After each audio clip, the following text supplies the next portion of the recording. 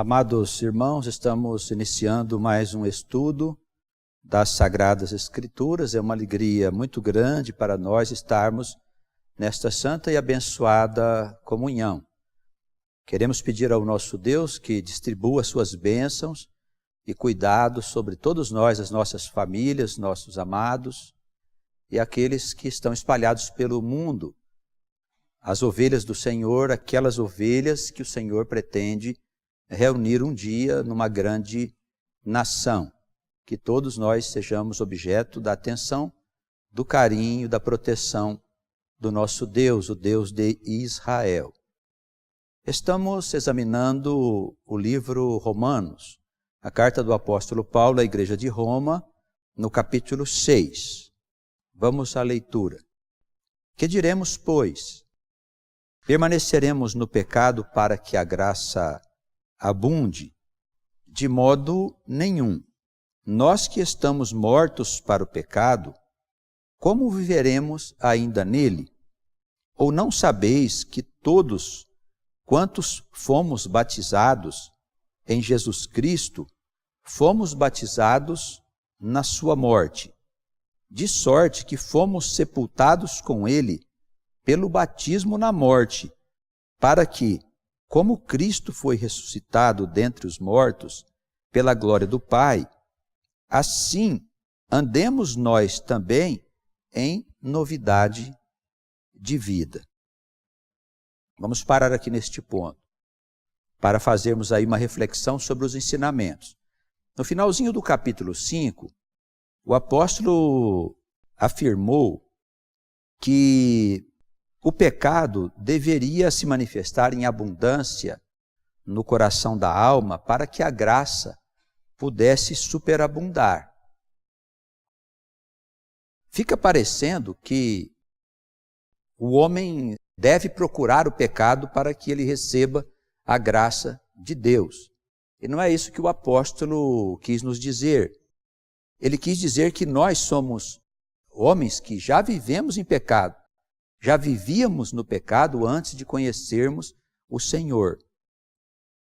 E que este pecado, ele atinge um estado de abundância, no sentido de que Deus, então, se apieda de nós e derrama a sua graça sobre nós para que nós sejamos salvos definitivamente daquilo que ele chamou aqui no capítulo 6 de corpo do pecado.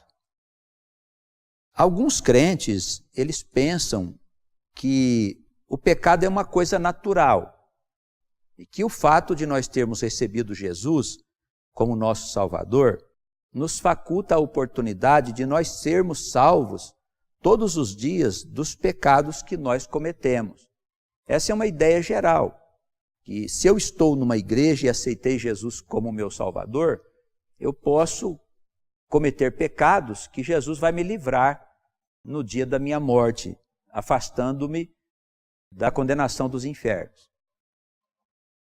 A palavra de Paulo aqui nesse capítulo 6 deixa a gente bem esclarecido a respeito do pecado e da graça. Logo no primeiro versículo, ele faz essa pergunta: permaneceremos no pecado para que haja graça em abundância? A palavra do apóstolo não deixa dúvidas. De modo nenhum. Nós que estamos mortos para o pecado, como viveremos nele? O apóstolo vai agora desenvolver o pensamento, explicando o que é estar morto para o pecado. Ele vai desenvolver o pensamento. Se nós já morremos para o pecado, como é que vamos viver nele? Não sabeis que todos quantos fomos batizados em Jesus, fomos batizados na sua morte? Olha, não se está falando aqui de batismo nas águas. Esse conceito não está sendo ventilado aqui nas palavras do apóstolo. Ele fala aqui do batismo na morte de Jesus, porque com Jesus os nossos pecados sucumbiram na cruz. Quando ele diz que Jesus venceu a morte, nós, se crermos na vida que há em Jesus, também saímos da morte para a vida. Por isso ele diz aqui, de sorte, versículo 4, que fomos sepultados com Jesus pelo batismo na morte, para que, como ele, como Cristo, do jeito que ele foi ressuscitado dentre os mortos, pela glória do Pai, assim andemos nós também em novidade de vida, como se nós tivéssemos e verdadeiramente recebemos uma vida nova. É inconcebível que a gente já esteja vivendo com Jesus e, ao mesmo tempo, envolvido no corpo do pecado. Porque se nós recebemos a novidade de vida, é claro que nós devemos afastar naturalmente do pecado. O homem que já encontrou o Senhor, ele se afasta naturalmente do pecado. Ele não precisa nem fazer esforço, porque a sua alma agora já não está mais em comunhão com aquilo que ele chama aqui de corpo do pecado. O que é o corpo do pecado? É uma estrutura de atitudes que nós tivemos contrárias às leis de Deus, que se estabeleceram no nosso espírito, no nosso coração, como um peso, como algo que nos prendesse às trevas e ao sofrimento, como uma corrente que nos coloca sob a influência da morte e dos infernos. Quando nós morremos com o Senhor, como que nós morremos no Senhor? Acreditando na vida que existe depois da morte do Senhor. Nós cremos nessa ressurreição. E quando cremos nessa ressurreição, o corpo que dominava a nossa mente, que é o corpo do pecado, ele se desfaz. Então nós não servimos mais ao pecado. Vamos aqui seguir com a leitura no versículo 5. Se fomos plantados juntamente com ele na semelhança da sua morte, porque ele foi feito pecador, por isso morreu na cruz, também o seremos da mesma forma na sua ressurreição. Se fomos plantados juntamente com ele na semelhança de sua morte, também o seremos na da sua ressurreição. Então veja, Jesus, ele morre e ressurge, vencendo a morte para a eternidade, para a vida eterna, desfazendo o corpo do pecado que representava os nossos pecados.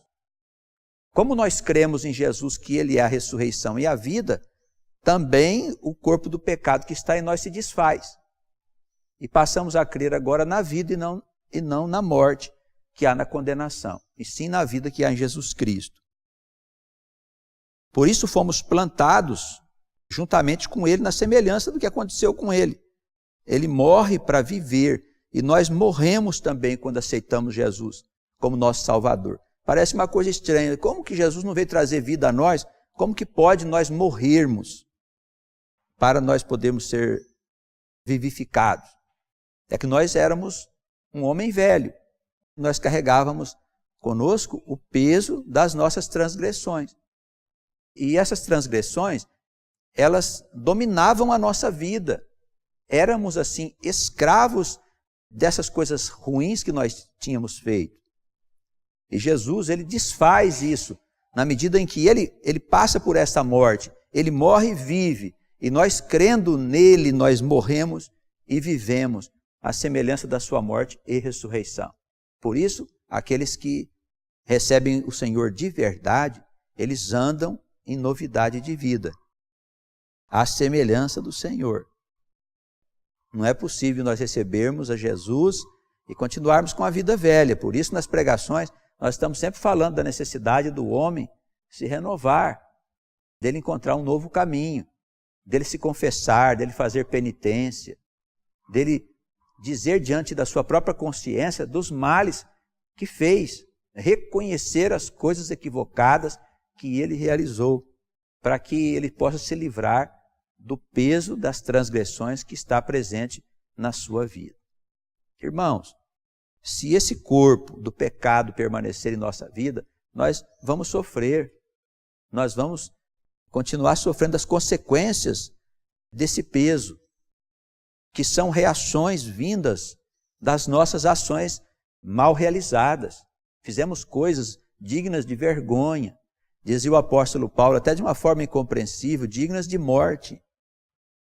Porque somos, na verdade, condenados por aquilo que nós fizemos.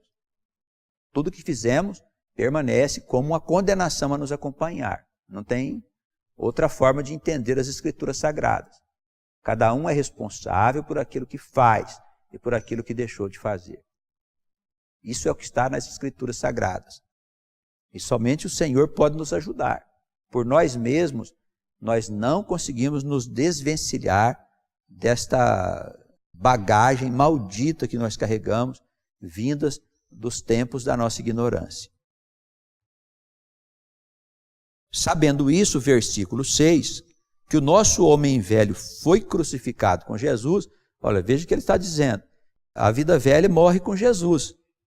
Há uma semelhança. Sabendo isto, que o nosso homem velho foi com ele crucificado, para que o corpo do pecado seja desfeito, para que não sirvamos mais ao pecado. Enquanto esse corpo não se desfizer, enquanto este corpo não for diluído por esta ressurreição, nós permaneceremos servindo o pecado.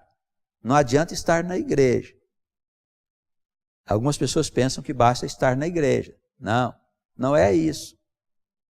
Todos esses eventos de salvação, de mudanças de vida, de renovação, tudo isso acontece dentro de nós, na nossa íntima relação com Deus. Não é de outra forma, irmãos. Não há nada fora de nós que possa mudar as coisas que estão dentro de nós. Por isso, diante da ciência eterna, nós não estamos falando de práticas religiosas ou costumes. Diante da ciência eterna, o homem precisa conhecer-se, saber dos seus pecados e pedir a Deus que o tire da escuridão, encaminhando para o reino da luz. Esse é o caminho da nossa salvação. Não há outro caminho. E para nós que somos cristãos, a via dessa salvação é Jesus Cristo. É o braço estendido de Deus para o homem que ainda está dominado pelo corpo do pecado. Se o corpo do pecado permanece, não importa que você esteja na igreja, você continuará servindo o pecado. Não tem gente que está na igreja há bastante tempo e vive fazendo o que não convém? Está sempre envolvido em confusão, uma vida torta e muitas outras coisas tristes. Porque o corpo do pecado ainda permanece. E por isso ele serve ao pecado. É necessário que se desfaça esse corpo. Isso só acontece por um reconhecimento sincero da alma de que ela não é nada diante de Deus. E que ela precisa de Deus para que seja salva e que se liberte dessa cadeia, desses grilhões que aprisionam a alma nessa região de sofrimento. É um círculo de sofrimento. Se a alma viver 1000 vidas envolvida pelo corpo do pecado, nas 1000 vidas ela viverá servindo ao pecado. E não servirá com liberdade no reino da luz. Isso precisa se desfazer. Se não houver uma diluição do corpo do pecado, o pecado permanecerá na mente dessa alma, nas atitudes, na vida dela. E não adianta revestir-se de um manto de santidade, né? Algumas pessoas pensam que na aparência, eu vou me fazer de um homem bom porque eu agora sou alguém humilde e tal. Nada disso. Para Deus o que manda é o que está dentro do coração. É lá dentro de nós é que acontece essa libertação. Ela não acontece se não for sincero. A alma tem que ter sinceridade diante de Deus. Ela precisa se despir de todos os seus valores, dos valores que ela pensa possuir. Não é para ser revestida de uma nova roupagem. Então o versículo 6 nos fala desse ponto importantíssimo para nós, que é conhecermos o que significa o corpo do pecado. Ele é real, acompanha a alma enquanto ela não se liberta definitivamente desta prisão.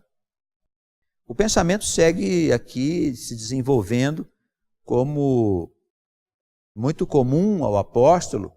Ele repete os conceitos e mostra alguns pontos de vista bastante parecidos. Porque aquele que está morto está justificado do pecado. Se nós morremos mesmo com Jesus, ao conhecê-lo, nós já estamos justificados do que nós fizemos. Então a vida nova se estabelece. Se nós não morremos verdadeiramente com ele, o pecado permanece. Isso não tem nada a ver com morte corporal, viu? Ele não está falando aqui da morte do corpo. Está falando aqui da morte do pecado, do corpo do pecado, que está em nós. Quando conhecemos Jesus e arrependemos das nossas sandices, certamente o homem velho morre e aparece o homem que vive em novidade de vida. Tá bem? Os irmãos estão compreendendo?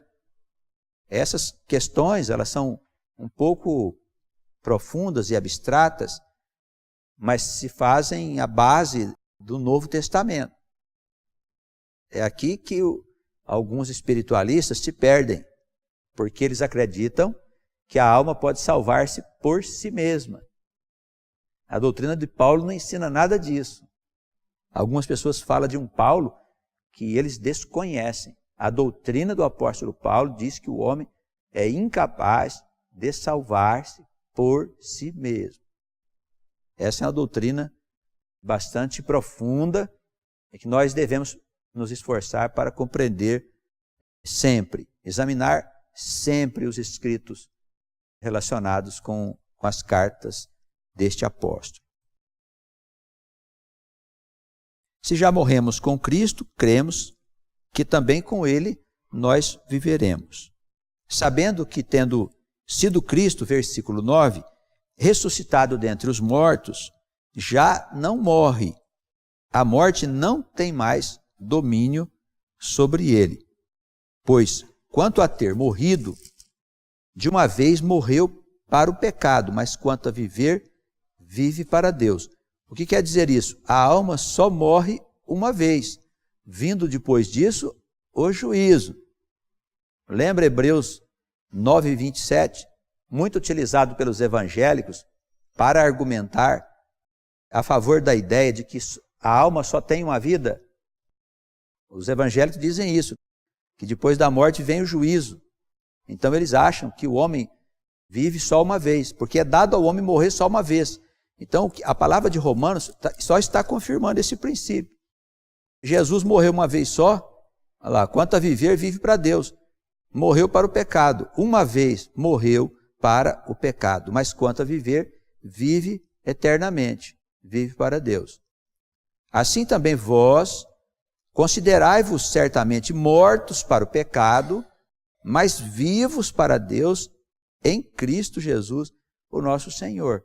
Então, do mesmo modo, nós consideremos que Jesus, tendo morrido para o pecado, a morte de Jesus na cruz não é uma coisa física, ela representa a morte do corpo do pecado. Ele é o nosso legítimo representante perante o Pai.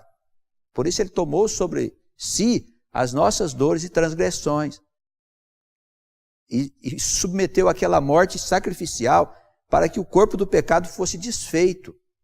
E ele, ressurgindo da morte para a vida, ele tomou posse da eternidade.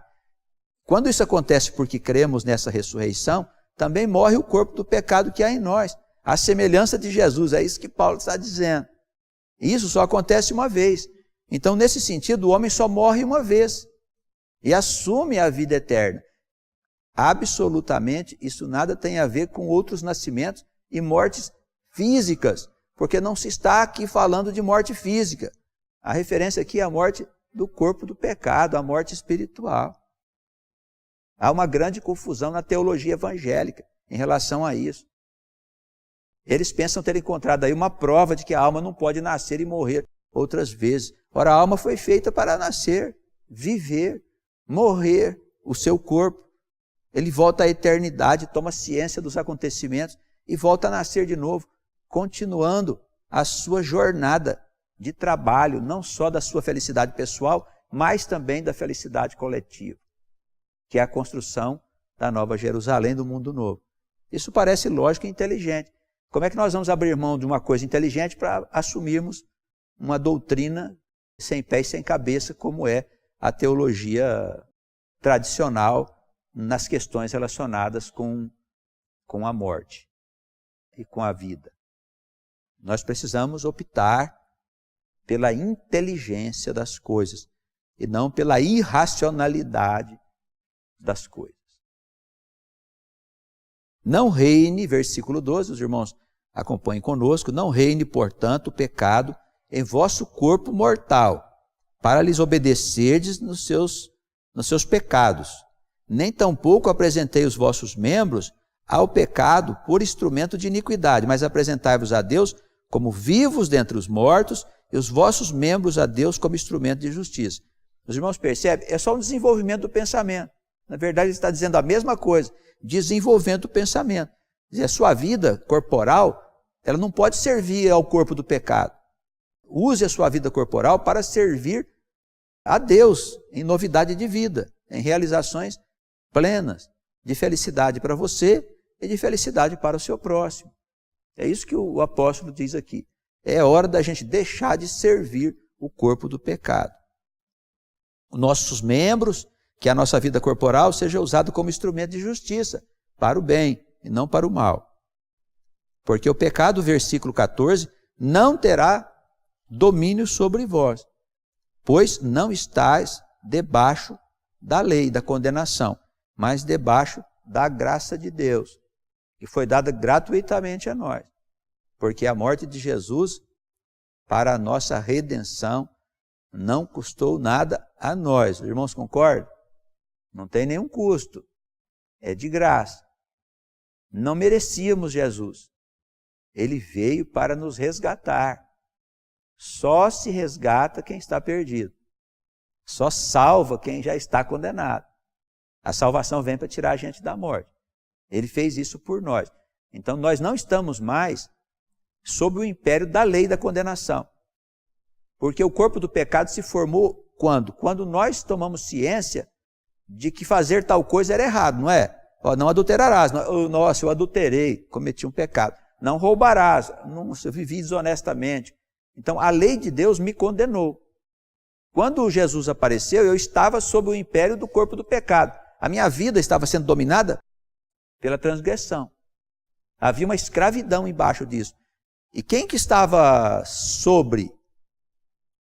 operando sobre essa escravidão, dominando? A lei de Deus, não é? Daí ele dizer aqui, versículo 14, o pecado não terá mais domínio sobre vós, porque não estáis mais debaixo da condenação da lei, dos mandamentos.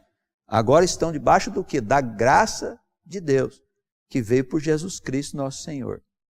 São duas situações diferentes. Uma delas, nós estamos sob a lei e condenados pelo pecado, e na outra nós estamos libertos da lei e agora sob o domínio da graça. Entendemos isso, irmãos? Diriam alguns, mas então na graça não há lei?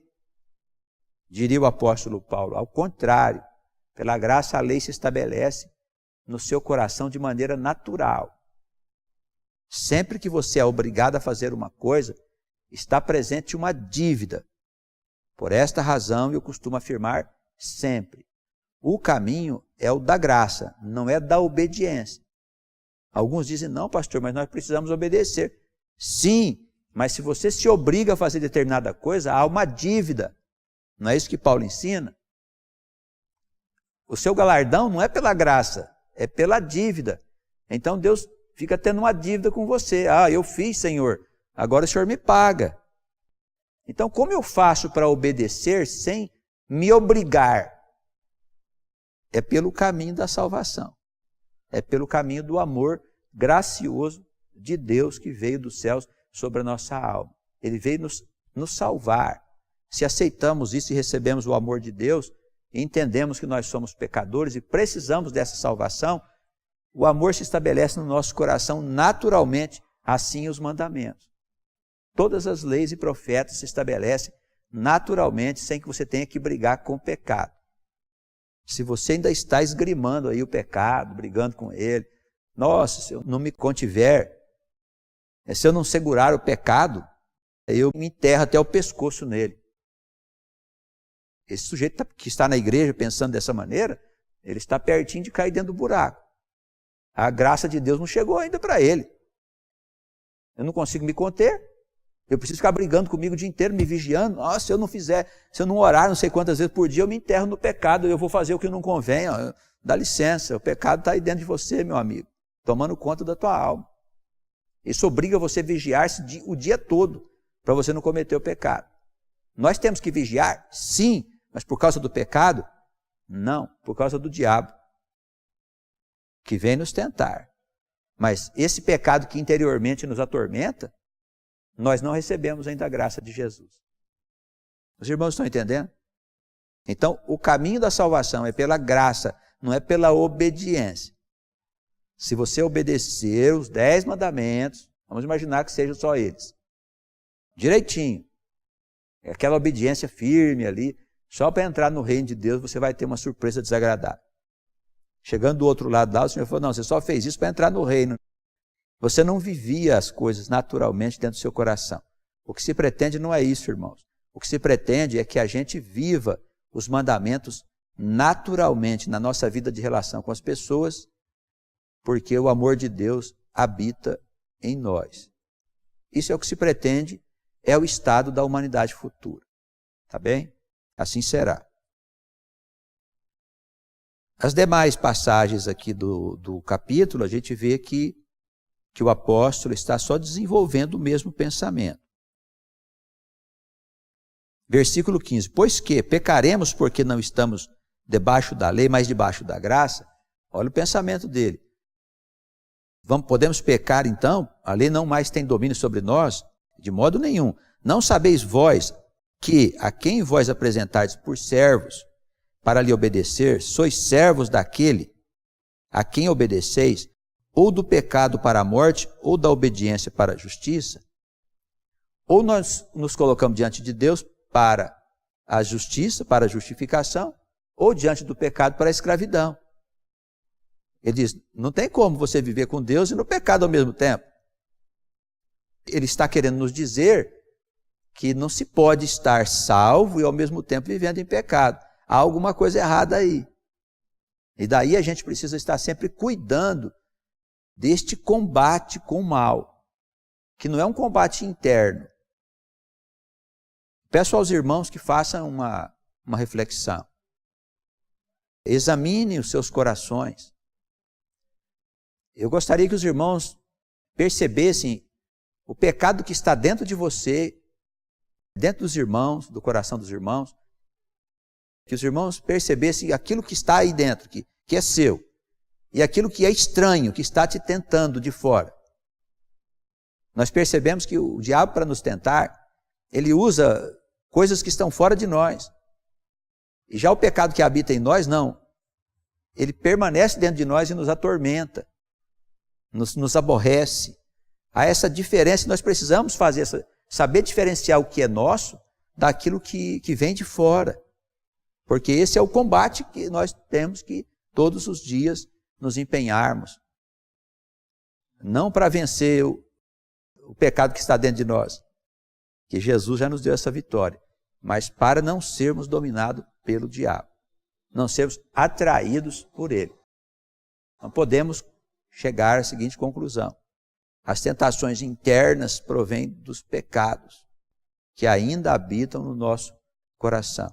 As externas provêm do diabo, que arma as suas armadilhas para nos derrubar. Tá bem? Podemos tratar das coisas nesse sentido. E observarmos, refletir sobre como nós funcionamos, como nós somos, quais são as nossas fraquezas internas, como é a nossa vida. Isso tudo é aprendizado. A alma precisa conhecer-se. De outro modo, ela nunca terá a verdadeira luz de Deus. Nós precisamos ser bons críticos de nós mesmos, observadores de nós mesmos. Que tipo de coisa nós estamos inclinados a fazer? Coisas que não agradam a Deus. Que tipo de coisa nós estamos inclinados? Observar essas coisas faz parte da vida natural do homem e da mulher que estão no caminho de Deus. Faz parte. Isso, nós não temos por que fazer de conta que nós somos santos. Não tem por que a gente fazer de conta que nós já atingimos um estado de perfeição que não tem necessidade de vigília, de avaliações, de confissão, de penitência. Não, irmãos, não é nada disso. Nós somos o que somos. E precisamos da misericórdia de Deus enquanto as trevas estiverem no mundo. Então, a quem nós nos apresentarmos para servir, nós seremos escravos dessa servidão. Se você se apresentar ao pecado para servir a ele, você será escravo dele. Se você se apresentar a Deus, você vai ser servo de Deus, escravo de Deus. O que é melhor, ser escravo do pecado ou escravo de Deus? É melhor nós sermos escravos do Senhor, que nos dá liberdade, não é? Porque a alguém nós vamos servir, não tem jeito de viver sem servir ou a Deus ou ao pecado. A graça de Deus, versículo 17, aqui nessa pergunta que ele fez, e tendo sido servos do pecado, obedeceste de coração a forma de doutrina a que fostes entregues. Aceitamos o Senhor e recebemos o ensinamento e fizemos isso de coração. E libertos do pecado, versículo 18, fostes feitos servos da justiça. Falo como homem pela fraqueza da vossa carne. Pois que assim como apresentastes os vossos membros para servir ao pecado e a maldade para a maldade, assim apresentai agora, depois de convertidos, os vossos membros, a sua vida corporal, para servirem à justiça para a santificação. Os irmãos entenderam? Houve um tempo que servíamos à imundície e ao pecado. Agora vocês estão livres. Então a sua vida corporal, tudo que vocês fazem agora, é fundamentado na servidão ao nosso Deus, à justiça de Deus. Tá bem?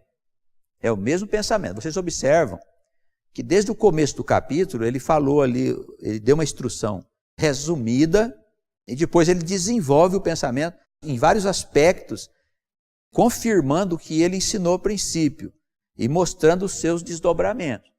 É uma forma que o apóstolo tem de trabalhar. E ele faz isso constantemente nas cartas, como ele escreve.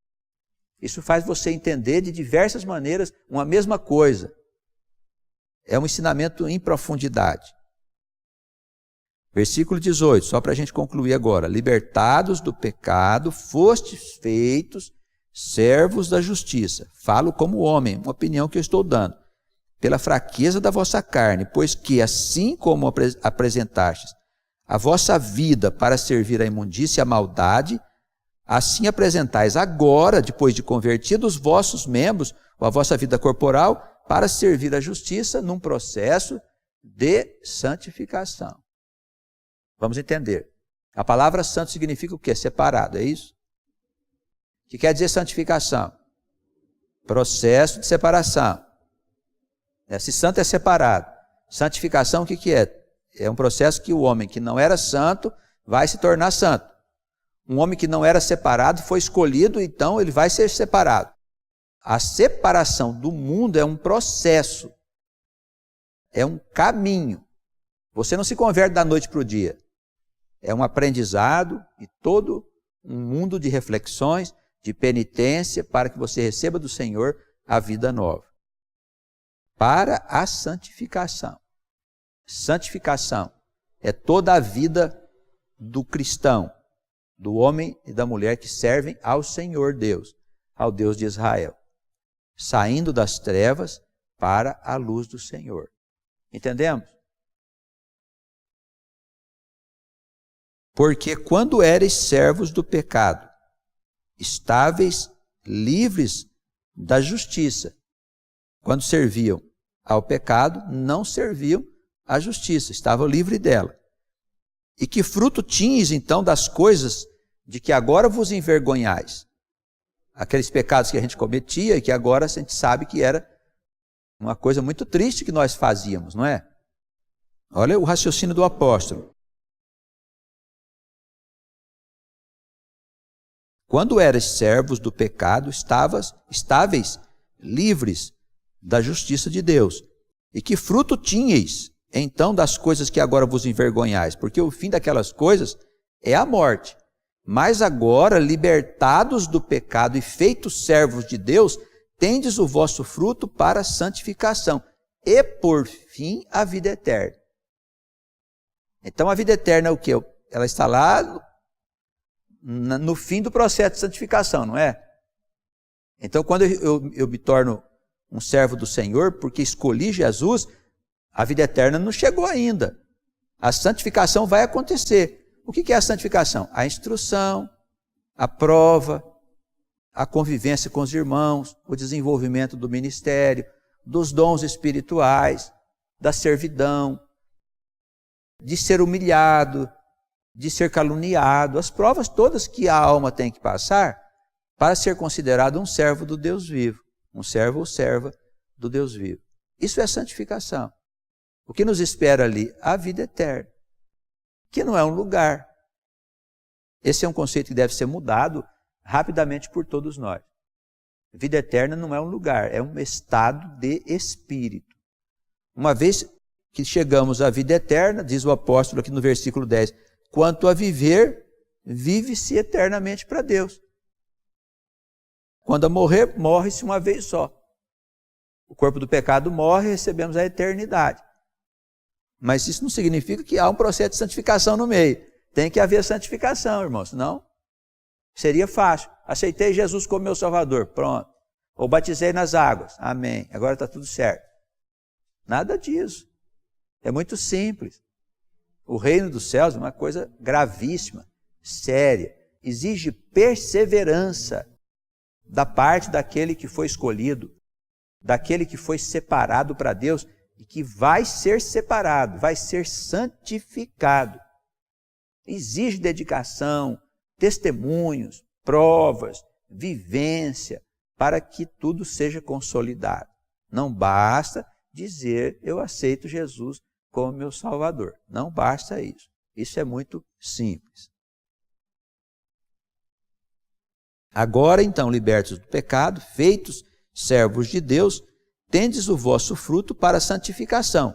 E, por fim, a vida eterna. Porque o salário do pecado, isso deve ficar bem claro para nós. O que é salário? É o resultado do que fazemos, não é? Aí na profissão, aí fora, no comércio, no trabalho, quando recebemos um salário, aquilo não é resultado do trabalho que prestamos?